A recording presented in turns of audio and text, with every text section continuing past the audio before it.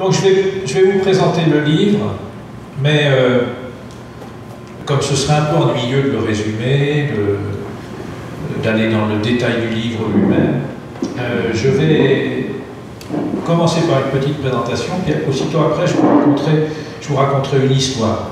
Une des histoires qui est presque dans le livre, mais pas tout à fait. Pour permettre de comprendre, au fond, quelle est mon attitude, mon point de vue, à partir de quel point de vue je travaille. Donc j'ai choisi un thème, et ce petit thème, vous verrez, qui traverse du moins toute la période qui m'intéressait ici, à savoir les 19e et 20e siècles. Alors c'est un livre que j'ai mis sous l'égide de Foucault, je l'ai évoqué hier, mais pour cette raison, et là je rappelle ces deux citations de Foucault, parce que je pense qu'elles m'ont toujours guidé, elles m'ont toujours eu ça en tête. Comment se fait-il qu'à une époque donnée, on puisse dire ceci et que jamais cela n'ait été dit? Ça, c'est ma grande question. Et donc, si je le transforme par rapport, évidemment, à l'architecture, comment on a pu penser certaines choses de cette façon-là, qui n'ont jamais été pensées de cette façon-là. Et c'est ce qui fait de l'architecture sans doute un art aussi. Un art, on ne pense jamais tout à fait de la même façon. Bon, la deuxième phrase est tout à fait symétrique. Comment se fait-il que tel énoncé soit apparu et nul autre à sa place?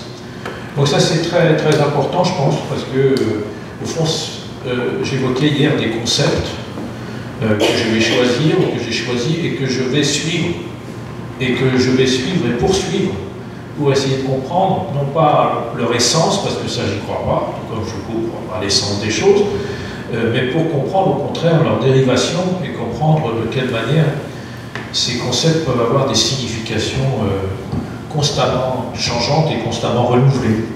Alors, le livre lui-même, il a un point de départ qui est évident pour les Français, peut-être aussi pour au-delà de la France. Au fond, c'est le livre de Jean-Nicolas Louis Durand, le premier théoricien, disons, du début du XIXe siècle, professeur à l'École Polytechnique à Paris, architecte, et qui, le premier, a énoncé, a dessiné cette fameuse planche et a énoncé ce qu'il appelle lui-même une marche à suivre dans la composition d'un projet quelconque. Donc la manière, au fond, une méthode pour composer n'importe quel projet. C'est le premier, je dis, parce que personne ne l'avait fait avant lui. Il y a eu bien sûr beaucoup de propos sur la composition, mais en tant que méthode pour concevoir un projet, c'est le premier qui l'ait fait. C'est le dernier aussi. Personne ne le fera plus après lui, quelque part. Donc c'est un moment un peu charnière. Sachant que le mot composition, pendant tout le XIXe siècle, va devenir le mot qui désigne le projet d'architecture, quelque part. Composer, c'est le mot qu'on emploie pour concevoir. Et donc, de quelle façon conçoit-on? Ça, c'est la grande question. Quelle est la pensée sur le projet, la pensée sur la composition? C'est ça ce que, dans une première partie, j'ai essayé de développer, à travers, évidemment, le XIXe siècle, et ce moment, cette espèce de sommet qui a été, à la fin du siècle, toute l'architecture de l'école des Beaux-Arts, que j'ai revisité. Bon, évidemment, là-dessus, je dois des choses à David Van Zanten, je dois des choses à Neil Levin, je dois des choses à Bergdorf, enfin, toutes les personnes qui ont pu travailler, notamment aux États-Unis, sur ces questions-là. Mais j'ai revisité quand même, malgré tout ce qu'ils ont pu eux-mêmes lire pour refondre un peu toute cette question autour de la composition. Bon, je montre ici évidemment l'Opéra de Paris de Charles Garnier, parce que bon, c'est une espèce de sommet. Alors, cette longue histoire, elle représente quasiment la moitié de mon livre, pas tout à fait, un gros tiers de mon livre. Bon, je ne vais pas la résumer, je n'irai pas plus avant, parce que je vais reparler tout à l'heure de certains points. Mais ça ne suffit pas pour expliquer ce qu'il en est de l'histoire des théories au moins sur le 19e, et même pas, ça ne suffit même pas. Et donc au 19e, il y a deux changements qui vont s'opérer, ou deux apparitions de deux nouveaux paradigmes qui vont un peu bouleverser la conception architecturale. L'ordre n'est pas important, ce n'est pas celui-là avant l'autre. Le premier que je montre, mais qui pourrait être aussi bien le second, c'est l'attention très très forte à la construction. à la question de la construction. Et c'est le moment où on voit apparaître, dans la première partie du XIXe siècle, toute une réflexion sur les systèmes d'architecture. Les systèmes d'architecture, ça veut dire quoi? Ça veut dire que les Grecs ont un système, les Romains ont un système, les Byzantins ont un système, le Moyen-Âge a des systèmes. Donc, comment est-ce qu'on conçoit? Et ces systèmes, ils sont excessivement liés pour cette prise de position à la question de comment construit-on. Alors, l'un des grands, évidemment, l'un des grands maîtres de cette direction, c'est Viollet-le-Duc, mais il n'est pas seul. Et c'est aussi, cette direction, elle a été aussi beaucoup marquée par des ingénieurs, notamment, qui ont été architectes quelquefois. Plutôt souvent, très souvent architectes, mais Léonce Reynaud, par exemple, grand théoricien du XIXe siècle, était architecte et ingénieur, ou plutôt ingénieur et architecte, ingénieur avant. Et donc, l'attention à la construction au système, c'est une réflexion qui est très très proche de l'ingénierie. Il y a Viollet-le-Duc, qui n'est pas ingénieur, qui est architecte, mais qui est un peu la grande référence à ce moment-là. Mais il y a, je disais, Léonce Reynaud, mais il y a Auguste Choisy, il y a toute cette suite très importante, à la fois historien, à la fois architecte, à la fois ingénieur, enfin, une espèce de mélange assez complexe. Ça, c'est le premier paradigme qui bouleverse un peu la façon de voir l'architecture. Le deuxième paradigme, qui remonte plus loin, c'est tout ce qui touche à l'irrégularité et tout ce qui touche au pittoresque. Alors évidemment, mon livre étant ce qu'il est et devant quand même cerner un peu une dimension, je ne suis pas retourné au XVIIIe siècle, ou peu au XVIIIe siècle anglais notamment, que je connaissais, enfin que je connaissais, je ne suis pas un spécialiste, mais quand même que je connaissais bien, mais je n'ai pas voulu non plus retourner trop en arrière. Mais cette question du pittoresque, c'est un deuxième paradigme qui va transformer les choses, parce que c'est le moment au XIXe siècle, et surtout dans la fin du XIXe siècle, deuxième partie, où on va commencer à parler de l'irrégularité comme chose positive. C'est ça la grande question. Comment est-ce que ça devient un paradigme positif, alors que l'irrégularité au XVIIIe siècle, dans l'architecture, mise à part dans certains domaines très très limités, au fond, l'irrégularité était considérée comme quelque chose de très très négatif, qu'il fallait essayer de dépasser pour aller vers la régularité. Ici, on assiste comme à une inversion.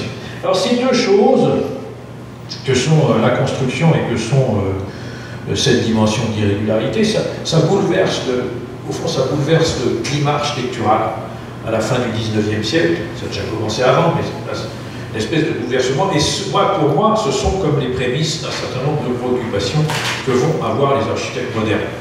Quand je dis les architectes modernes, c'est-à-dire les architectes qui vont commencer à exercer très très fortement juste après la Première Guerre mondiale. C'est à ce moment-là. Et c'est là où c'est là où je distingue un peu de cet univers, ce que j'appelle l'ordre fermé, c'est-à-dire celui qui continue à appartenir à la tradition de la fabrication de l'architecture à partir de pièces. Ça, c'est une chose aussi très importante. Jusqu'à la fin du XIXe siècle, au fond, le mot espace n'existe pas dans l'architecture, ou très très peu, ou pas du tout. Ce sera à la toute fin du XIXe siècle qu'il apparaîtra. Et donc l'ordre fermé, il se fabrique avec des pièces. C'est avec rules, la pièce en tant que telle. Et puis, l'ordre ouvert, à partir de ce moment-là, c'est quelque chose qui va se situer par rapport à des problématiques d'équilibre, donc d'irrégularité, d'équilibre. Et cet ordre ouvert, c'est à partir de son énonciation, de son développement, qu'on va voir effectivement apparaître le mot espace, qui, lui, on aura besoin de ce mot quelque part pour pouvoir réfléchir à l'architecture, alors qu'avant, on n'en avait pas besoin. Donc, j'insiste un tout petit peu là-dessus, parce que l'espace, ça devient un concept. Et quel concept? Ça, c'est très très compliqué à définir, c'est pas si simple que ça. Comme la pièce était un concept, comme la composition est un concept. Donc toutes ces choses, c'est des choses qui s'articulent et qui méritent évidemment beaucoup d'attention et beaucoup d'approfondissement. Alors tout ceci va nous engager jusque... Je fais un peu une espèce d'histoire chronologique, ce qui n'est pas forcément très très bien, parce que c'est pas simplement chronologique, mais disons ceci va nous engager jusqu'à la Seconde Guerre mondiale. À partir de là, un certain nombre de préoccupations vont se faire jour, que je ne vais pas reparler sur cette question de l'ordre ouvert avec Mies, mais d'autres préoccupations vont se faire jour qui vont toucher à ce que, dans mon livre, à ce moment-là, j'appelle la non-composition. Il y a cette espèce de bouleversement qui fait qu'on ne recherche pas nécessairement l'équilibre, pas plus qu'on ne recherche la composition par pièce. On va être dans des processus génératifs, dans des processus opératoires, et ceci à partir après la Seconde Guerre mondiale, lorsque on va réapparaître, par exemple, toutes les problématiques mégastructurelles, et ensuite jusqu'à aujourd'hui. Alors, par rapport à cette dernière période, je ne voudrais pas trop rentrer dans le détail, parce que c'est très très foisonnant, très compliqué. Mon livre, il y a une dizaine de chapitres qui sont consacrés à ça. Ça traite aussi bien des années 50, 60 et même des années 70, 80. Donc,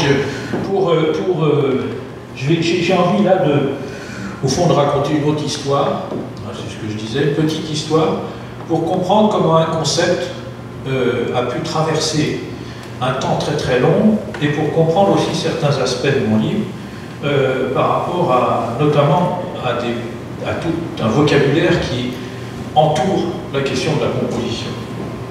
Alors, pour cette petite histoire, ça va être assez simple, c'est l'histoire du pocher. Un mot que vous connaissez, qu'on connaît très bien en Amérique, enfin qu'on a connu, disons, très bien en Amérique, qu'on connaissait très très bien en France au XIXe siècle, et même dans une partie du XXe siècle. Et pour ce faire, je choisis un exemple. Le Victor Louis, le théâtre de Bordeaux, très très beau plan, qui a servi de modèle pour l'Opéra de Paris, mais ça, on est au XVIIIe siècle. Plan magnifique, et qui est représenté ici par un grand théoricien de l'architecture qui s'appelle Gadet, c'est celui de gauche, et dans son livre Éléments et théorie de l'architecture, qui est le sommet, disons, le résumé de l'enseignement de l'école des beaux-arts du XIXe siècle, qui est paru au tout début du XXe, mais disons que c'est le résumé du XIXe. Et puis, on voit un autre dessin juste à côté, qui est le même bâtiment, mais représenté par un autre théoricien de l'histoire de l'architecture. Tous les deux ont été professeurs de théorie à l'école des beaux-arts, à 50 ans, quasiment 50 ans de distance, et c'est Georges Gromor, et là il représente le même bâtiment, mais vous voyez qu'il grise tous les éléments qui entourent les espaces principaux du théâtre, les espaces publics du théâtre en fait. Tous les éléments qui sont en gris, c'est des espaces secondaires, qui sont des boutiques notamment, qui sont sous les arcades, et donc qui établissent comme une espèce de dichotomie entre ce qu'est l'espace véritablement important du théâtre et puis les choses secondaires. Dans l'histoire de l'architecture, ou plutôt à l'école des beaux-arts, on appelait pocher ce qui est représenté dans le dessin de gauche, qui est représenté en noir. Au fond, c'était les maçonneries coupées à 1 mètre, grosso modo, qui étaient représentées en noir et qui cernaient tous les espaces qu'on pouvait très très bien comprendre. Il suffisait d'avoir ce plan, il suffisait d'avoir une coupe, il suffisait d'avoir des élévations, et c'était les 3 documents essentiels qui décrivaient l'architecture. On sait que l'école des beaux-arts détestait les perspectives, parce que c'était fallacieux, les perspectives. C'était une espèce de vision fausse de la réalité. Donc, mais ici, on voit une transformation qui s'opère, c'est-à-dire une espèce de généralisation du pocher, où le pocher, là, c'est pas simplement la maçonnerie, comme à gauche, mais ça devient quelque chose qui est de l'ordre de la représentation d'une spatialité. Alors cette question-là, c'est un peu une question assez compliquée, parce que si on va plus loin, évidemment avec l'architecture les moyens de construction qui se transforment, et notamment au début du XXe siècle, notamment à travers Perret, lorsqu'il fait le théâtre des Champs-Élysées, on dit quoi à ce moment-là, lorsqu'on voit les plans du théâtre des Champs-Élysées, on dit il y a évanouissement du pocher, puisque tous les éléments deviennent des éléments ponctuels, des poteaux, et ces poteaux sont suffisants pour tenir l'ensemble du bâtiment. On a une ossature ici en béton armé, bien connue, mais où le pocher disparaît. Et dans les critiques des années 1900, juste après la termination du bâtiment, en 1914, 15, etc., les adeptes, ceux qui viennent de l'école des beaux-arts savent très bien, et c'est eux-mêmes qui le disent, qu'avec les moyens modernes de construction, on assiste à la disparition du pocher. Disparition, cet élément qui définissait les espaces. Alors, on va dire, est-ce que c'est pour autant qu'il a disparu, ce mot? Alors on pourrait se dire à ce moment-là, puisque les moyens de construction moderne font disparaître le pocher, c'est plus la peine d'en parler. C'est pour ça que, au fond, c'est pour ça que j'ai choisi d'en parler aujourd'hui, parce que ce mot va désigner d'autres choses. C'est un concept qui va dériver et qui va désigner des choses très très intéressantes. Alors je reviens ici, Victor Laloux, c'est l'architecte de la gare d'Orsay à Paris. Son grand prix de Rome en 1878, avant qu'il soit complètement connu, cette espèce de cathédrale immense, et qui représente bien le bâtiment totalement poché, c'est-à-dire le noir qui détermine les espaces, le rythme des espaces, etc. Alors, si je montre ça, c'est parce que au XIXe siècle, à l'école des Beaux-Arts, et dans les livres de théorie de l'architecture qui parlent de composition, vous ne verrez pas le mot poché. Le mot poché n'est jamais écrit. C'est un mot qui est uniquement oral. Ça fait partie de toute une série de concepts qui ne s'écrivent pas. Par exemple, on écrit très très peu ou quasiment pas le mot partie dans les théories de l'architecture du XIXe siècle. Il est absent. Le mot poché est absent.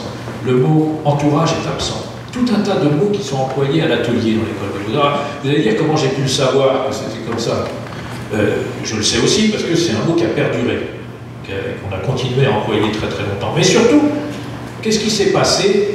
Vous savez, il y a eu beaucoup d'élèves architectes américains à l'école des Beaux-Arts, à la fin du XIXe siècle. Et eux, lorsqu'ils étaient à l'école des Beaux-Arts, ils savaient très bien qu'est-ce que c'était que tout ce vocabulaire. Ils comprenaient ça. Ça faisait partie du bagage du vocabulaire oral de l'atelier. Le vocabulaire de l'atelier. Pas le vocabulaire écrit, le vocabulaire de l'atelier. Et au fond, quand il y a eu la guerre de 1914, je résume, mais quand il y a eu la guerre de 1914, la venue des architectes américains s'est terminée. Ils ne sont pas venus en Europe parce que c'était la guerre, parce qu'ils étaient sous les drapeaux, tout un tas de raisons qui ont fait qu'ils sont pas. Et à ce moment-là, les écoles d'architecture américaines avaient déjà été créées depuis un certain nombre d'années sur la structure même de l'école des Beaux-Arts parisienne. C'était le même enseignement, le même type de concours, le même type d'examen, exactement sur le modèle vraiment d'enseignement de l'école des Beaux-Arts.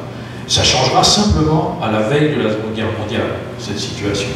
Et pas pour toutes les écoles même. Donc, une espèce de situation où les Américains n'ont plus de relation avec l'école de Beaux-Arts parisienne, et donc sont obligés, dans les années 1920, à écrire et à théoriser.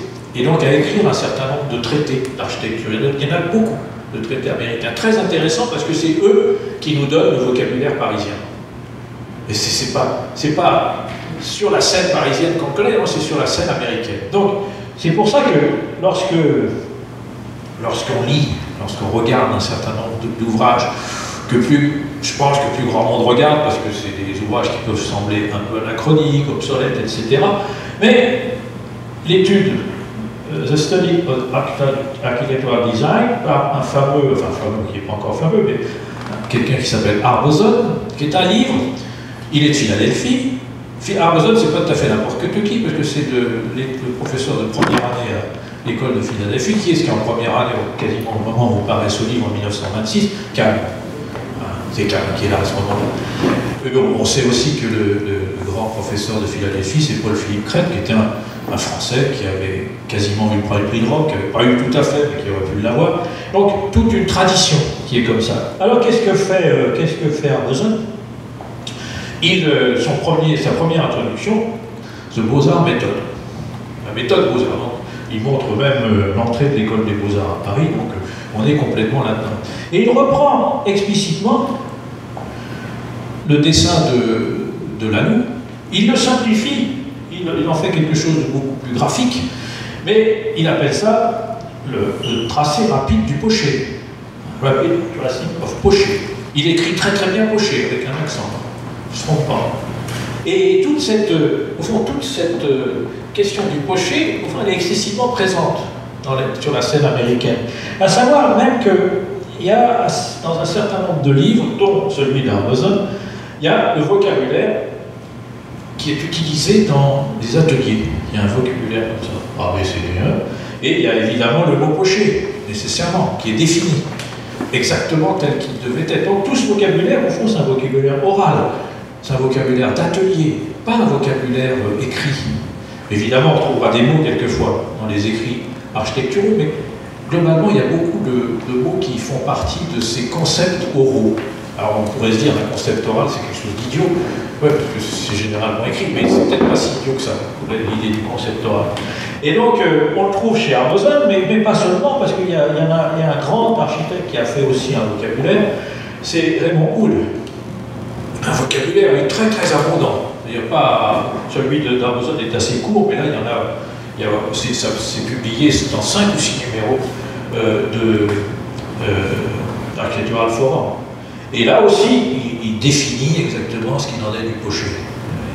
Alors tout ça, si vous voulez, ça m'emmène forcément vers Kahn, parce que Kahn, lorsqu'il travaille évidemment sur ses plans, notamment, je montre ici le laboratoire de Daniel Hall dans Mitteris, et c'est à cette occasion qu'il avait fait cette comparaison avec le château de Common, sachant qu'ici on a affaire effectivement au Pochet. On sait aussi que pour Kahn, toute structure annulaire et tous les éléments qui entourent l'espace principal, au fond, c'est équivalent au Pochet.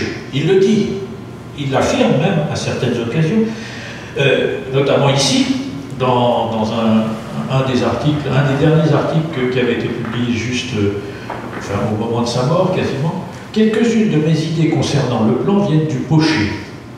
En regardant des plans de bâtiments anciens, pas seulement des plans beaux-arts, le sens de la structure apparaît dans le Pochet. Le Pochet m'a appris la différence entre mur creux et mur massif.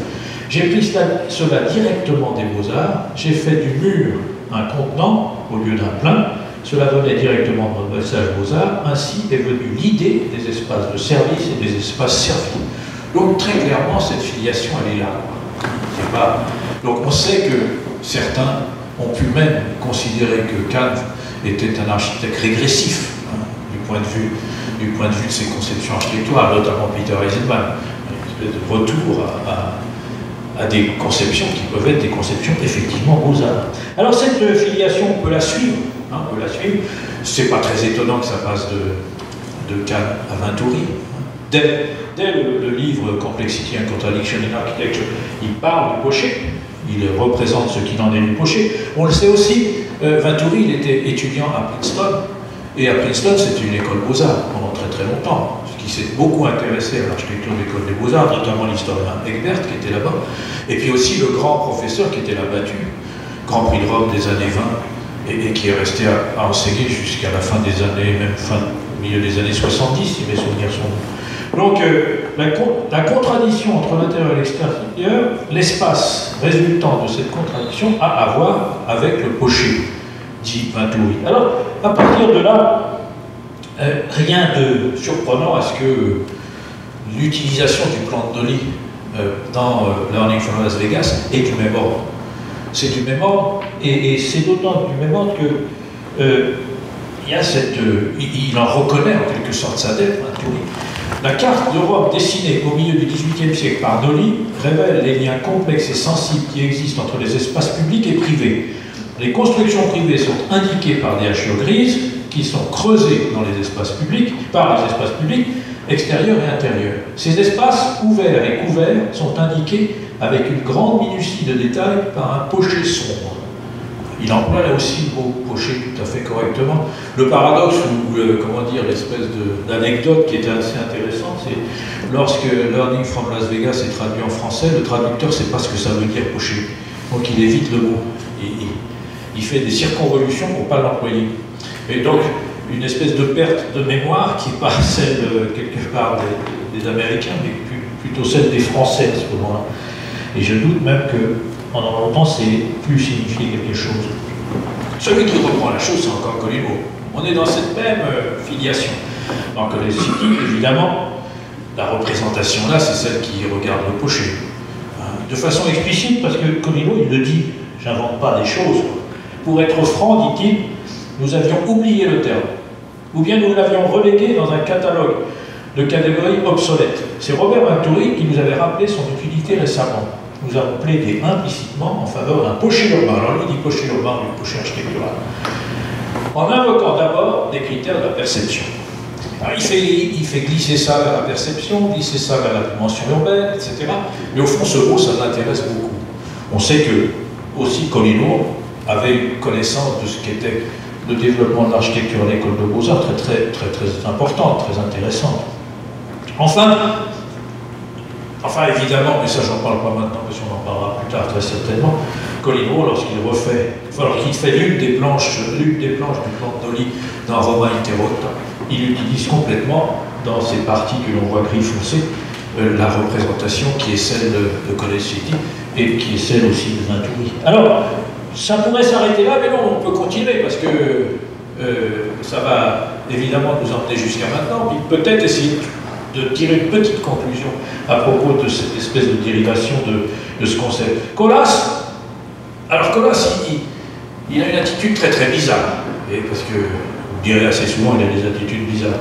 Mais dans un des premiers projets qu'il fait en 1986, il vient de revenir, c'est un des premiers projets européens, on va dire, le projet pour l'hôtel de ville de La Haye. Très beau projet, mais j'en parlerai pas en détail. Tiens, qu'est-ce qu'on voit? On voit une représentation, comme ça, sans qu'ils disent rien. Hein. Une représentation qui est une représentation à la manière du plan de Dolly.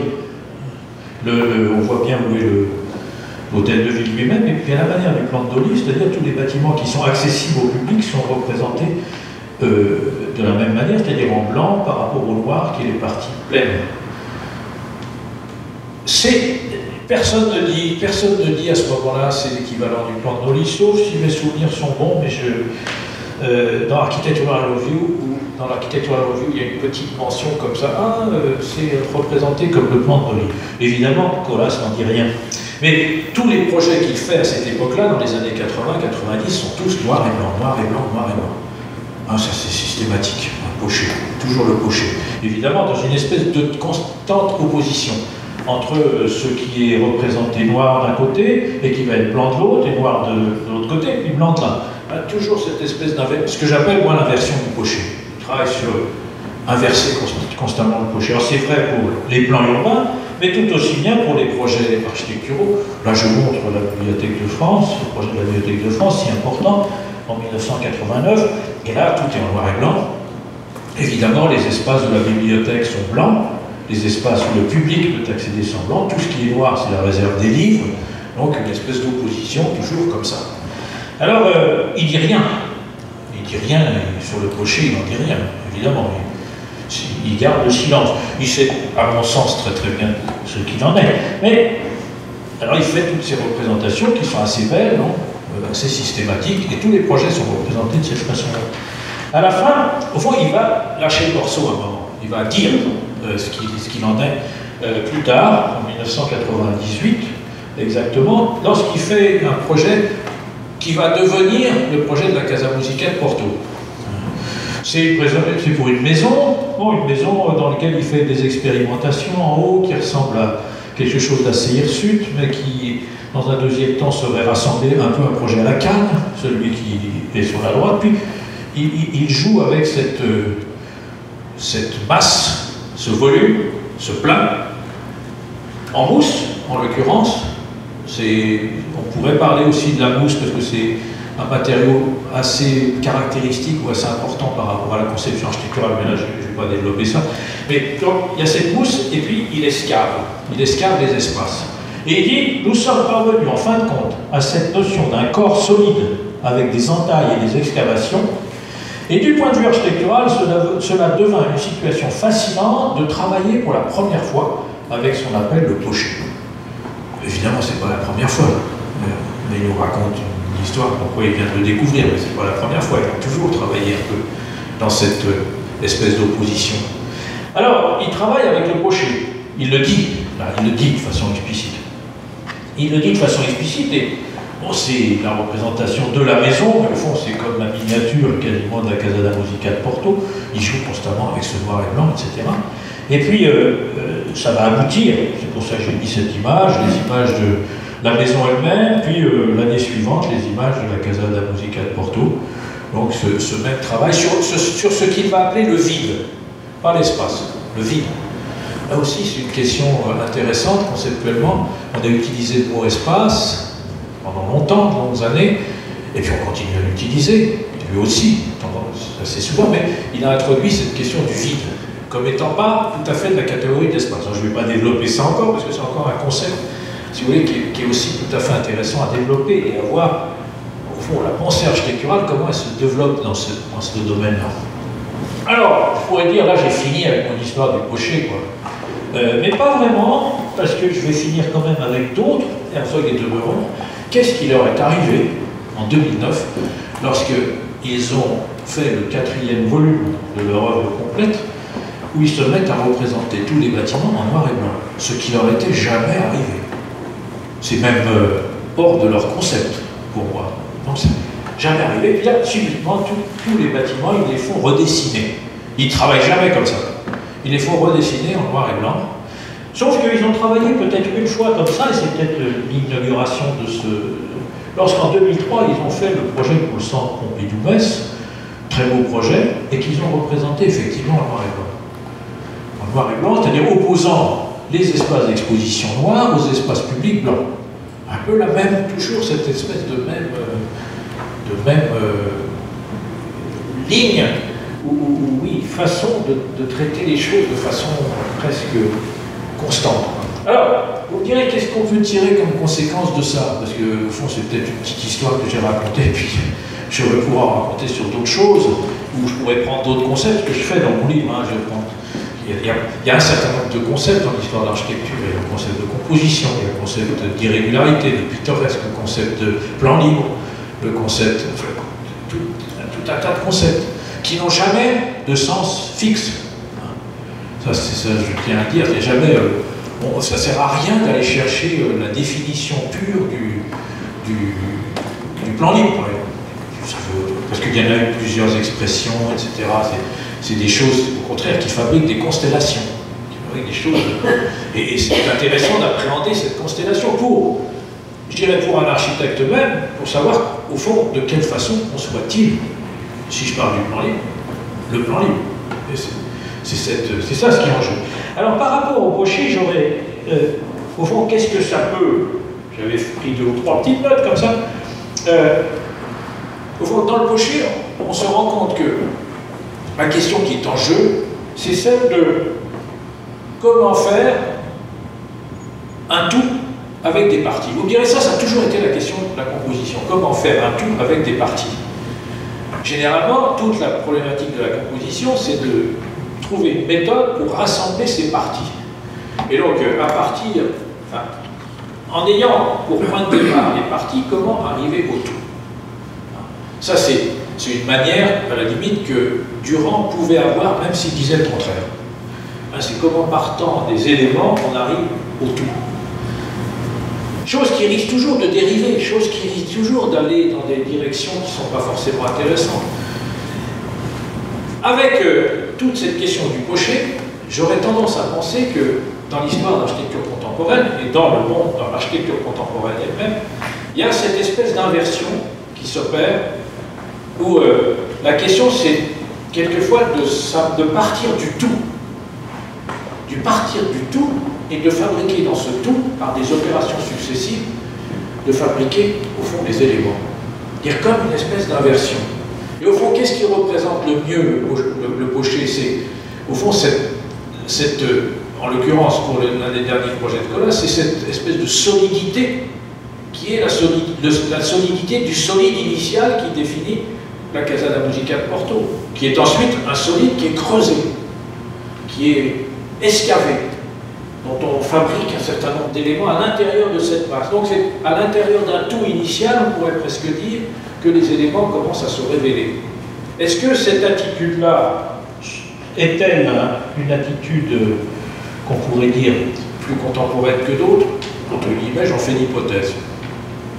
Après, j'aurais peut-être tort, mais j'en fais l'hypothèse parce que si je vais voir chez d'autres architectes plus jeunes, une autre génération, les frères Heinrich Mateusz, Léo Giatti, tout ça, ils travaillent dans aussi dans cette mise en valeur du tout avant la déclinaison des parties.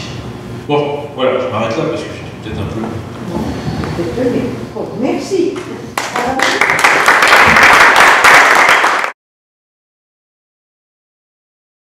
J'ajoute, c'est pas vraiment une question, mais je peux ajouter que dans les années 80-90, dans tous les écoles américaines, dans les critiques, dans les jury, dans les ateliers, on utilisait les mots parti et fauché.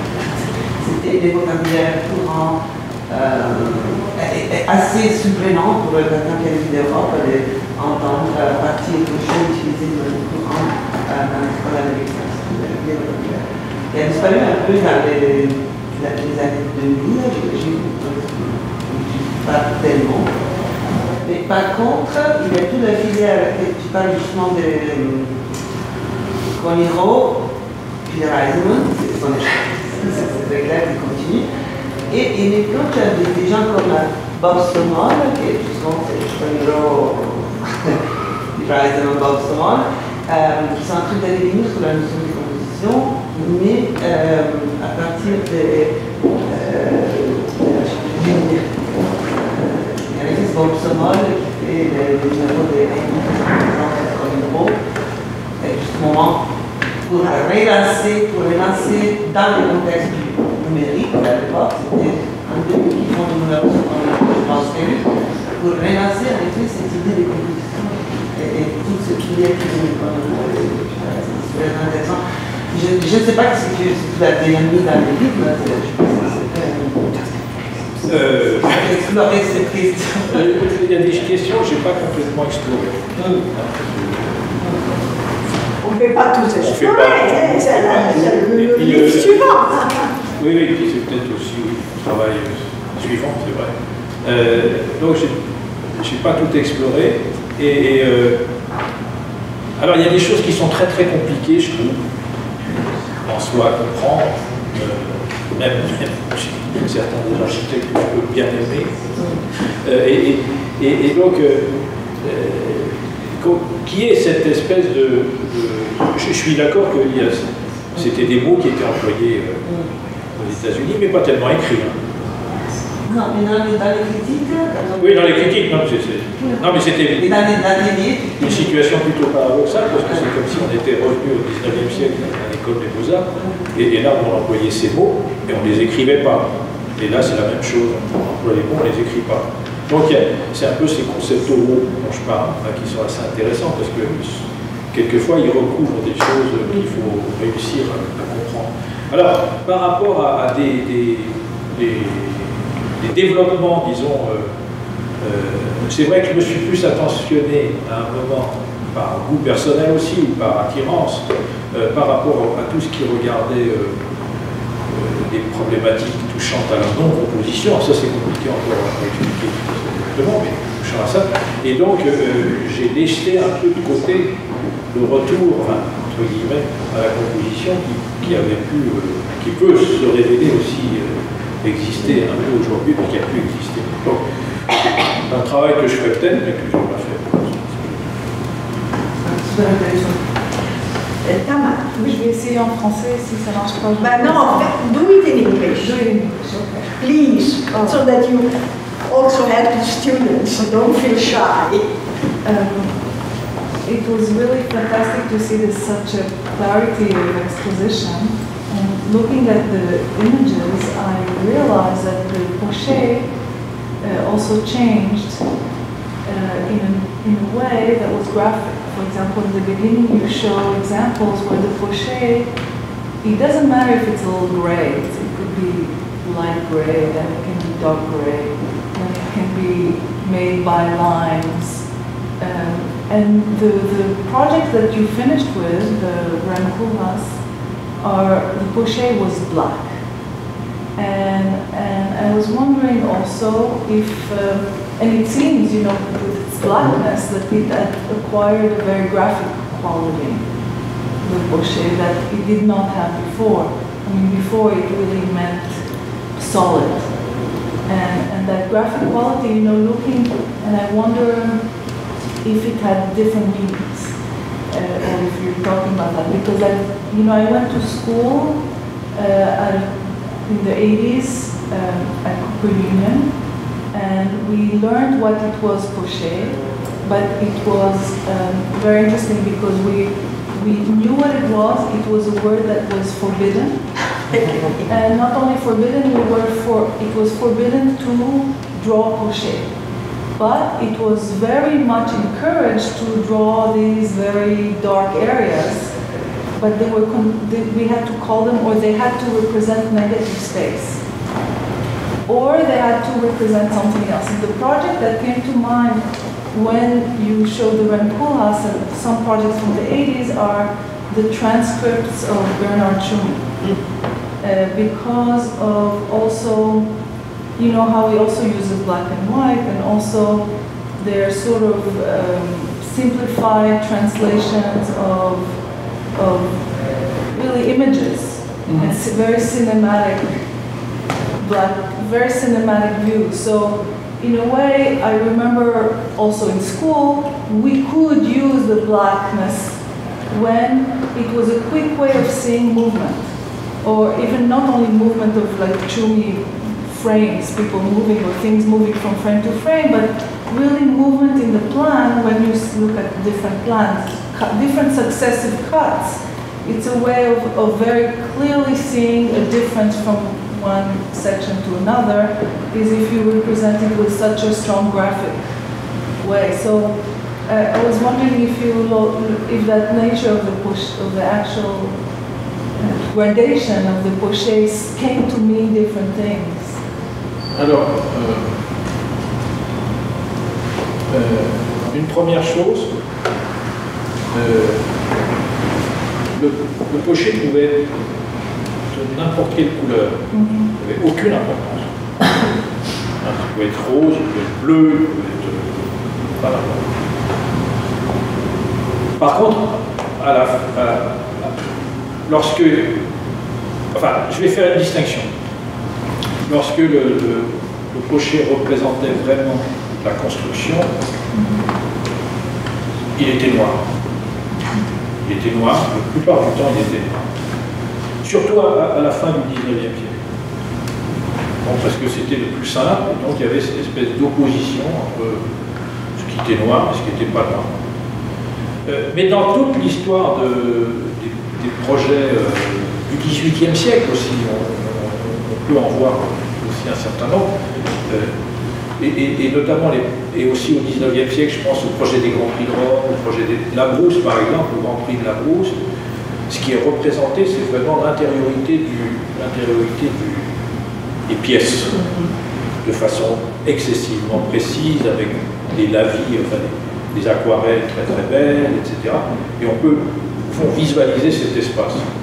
Après, tout ce qui est poché, en fait, chez la Brousse, souvent, ce qui est poché, c'est plus ou moins rose, plus ou moins jaune, et puis on peut lire à l'intérieur de ça la structure.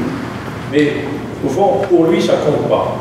Ça compte pas, parce que ce qui compte, c'est vraiment la pièce. Je dis pas l'espace, parce qu'il n'employait pas, il n'a jamais employé le mot. C'est vraiment la pièce. Et donc là, c'est vraiment très très défini.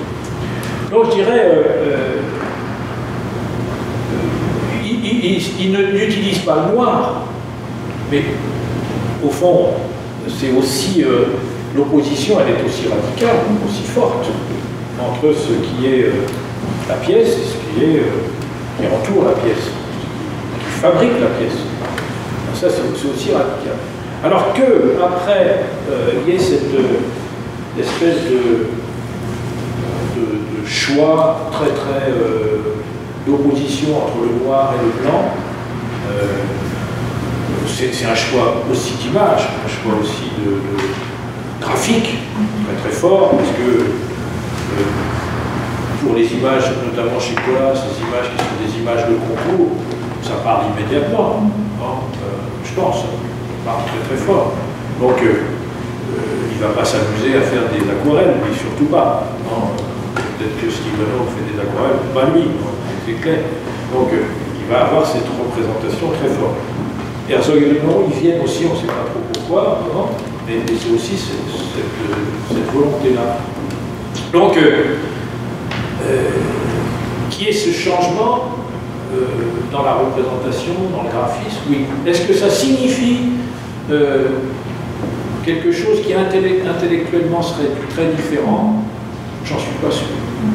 Je suis pas sûr que... Et je pense que Tschumi, là, personnellement, c'est autre chose. Il n'a jamais, dans les projets lui-même, il n'utilise pas. le Baucher. Il joue, il travaille pas avec le Baucher. Enfin, là, mais lorsque j'en connais, il ne représente jamais de cette manière. Alors, dans le Manhattan Transcript, au fond, c'est pas un projet, c'est une histoire, autre chose. Alors, moi, j'aurais. Peut-être que vous avez raison, hein, parce que personne ne sait tout. Mais disons que cette direction-là, je ne suis pas sûr qu'elle transforme la conception ou la manière de voir le Baucher.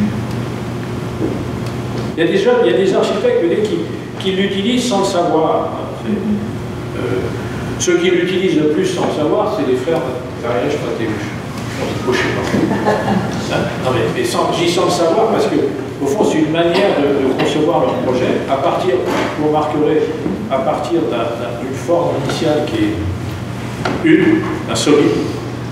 Et cette forme, ensuite, ils la creusent et ils la travaillent de telle sorte qu'ils en extraient, en quelque sorte, les différents espaces.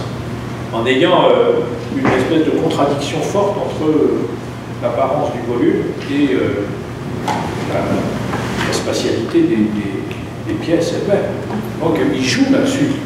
Mais il joue là-dessus parce que je crois aussi qu'il y a cette... alors je ne sais pas comment appeler ça, moi j'appelle ça comme ça, cette volonté du 1. Faire 1, pas 2. Partir du 1. Et c'est toujours, chez un architecte, je pense, il y a toujours cette idée que quand on fait un projet, ça doit être à la fin une seule chose. Ça peut être à la fin une seule chose. Donc cette histoire du 1, comment est-ce que, au fond, c'est en creusant ce solide que je vais parvenir à produire quelque chose qui sera très riche, mais sans jamais mettre en cause le fait que ça reste 1. Alors, vous voulez dire le singulier, un projet singulier? Non. The whole. Regardez Herzog et de Meuron, il travaille pendant toutes les années 90, il travaille que sur le 1. Et quand vous voyez le Schaulager, c'est 1 solide, qui est creusé après, c'est 1 solide. Quand vous voyez le bâtiment, la pharmacie de l'hôpital global, c'est 1 solide. Quand vous voyez les bâtiments de Soler, les bâtiments, tout ça, c'est 1 solide. Et jamais le 1 ne devient 2. Dans ces projets, ça ne devient jamais 2. C'est toujours 1. Donc, cette espèce... Et chez Colas, je pense que c'était la même chose hein, avec la Casa de la Musica de Porto. Pourquoi faire 1?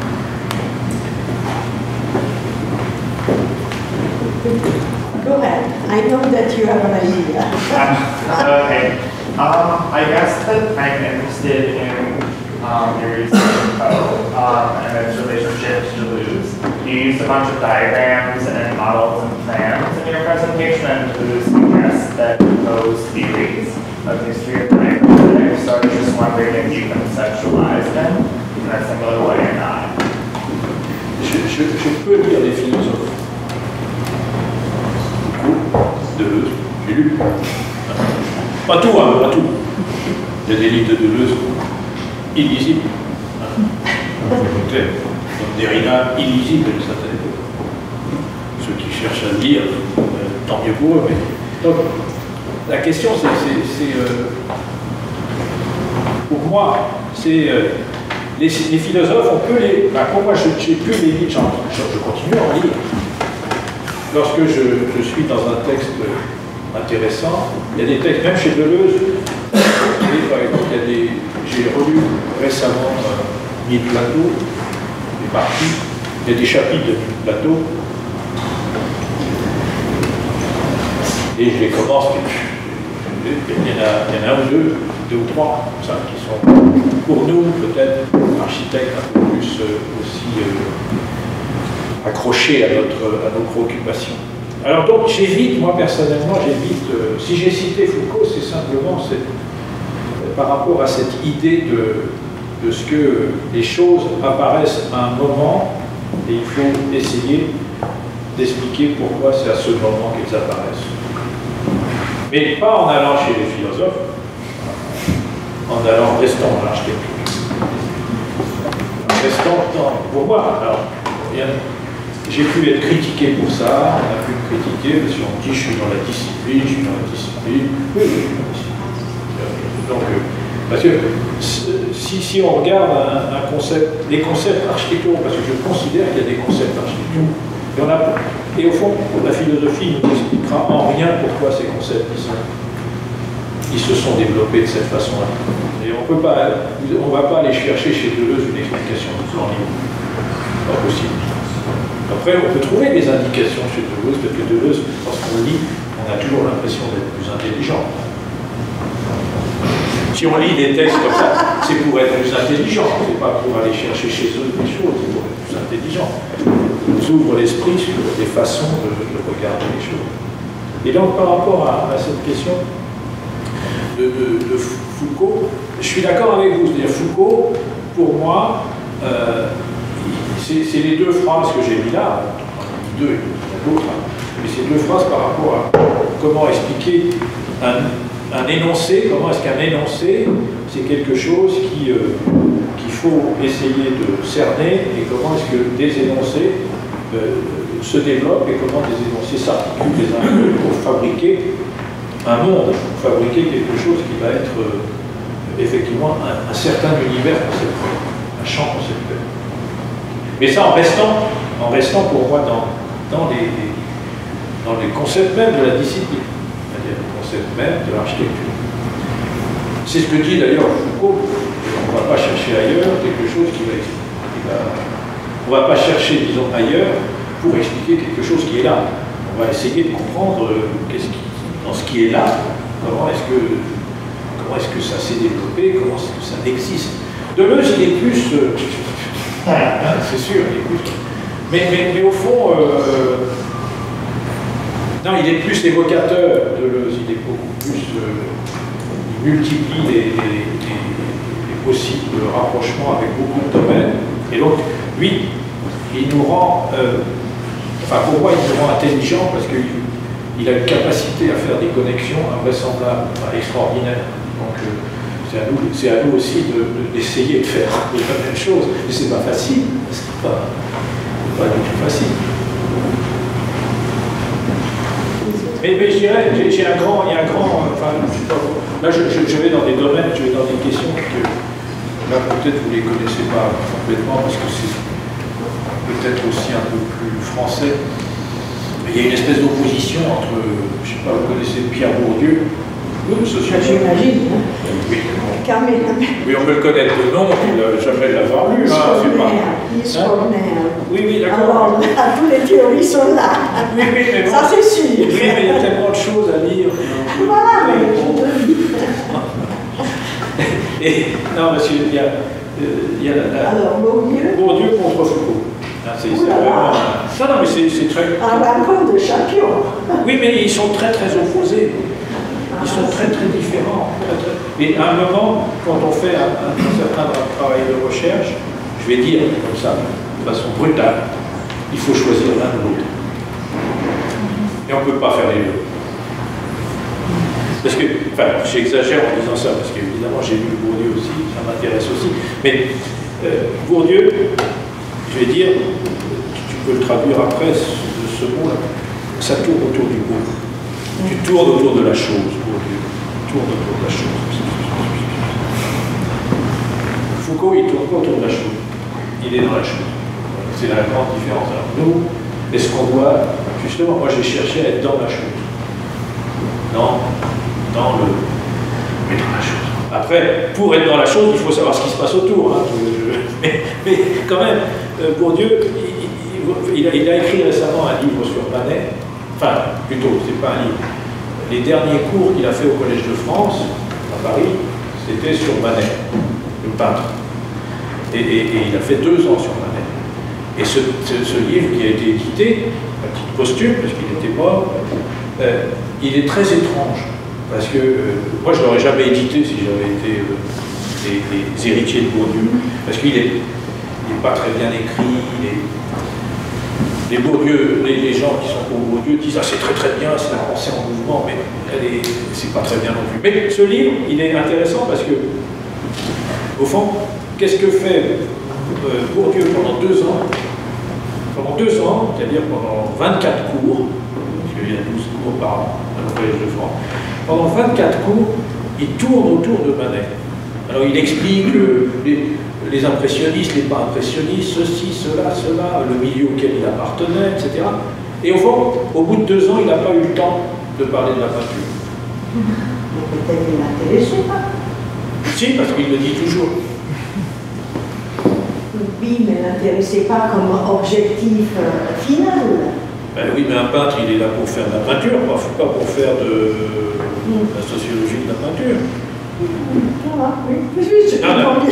Bourdieu tourne autour de Manet et au fond explique plein de choses autour de Manet, mais il ne parle pas de la peinture. Foucault avait fait un petit livre sur la peinture où il parle directement de la peinture. C'est 2 attitudes un peu différentes. Je pense que moi je préfère celle de Foucault. Mais quand je dis je préfère celle de Foucault, il faut évidemment, pour essayer de comprendre la peinture, il faut comprendre aussi ce qu'il y a autour, mais le but il est d'aller là, il n'est pas de rester autour. C'est la grande question.